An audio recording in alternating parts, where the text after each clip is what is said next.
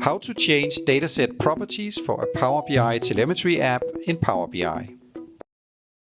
If you need to change anything related to the data loading of a Power BI app on Business Central Telemetry, you need to find the workspace for the report.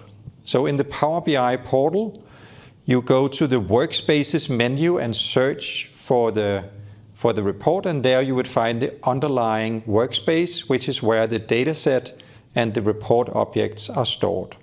So here I have Business Central Telemetry, the telemetry app, my workspace for that.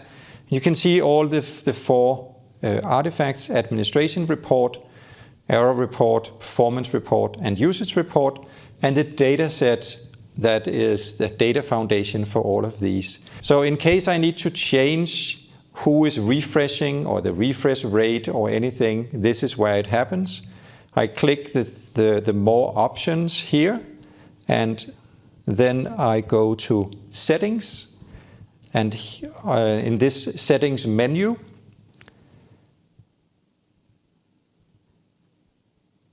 I can now change whoever is refreshing under data source credentials, edit credentials, and now I can change my credentials here.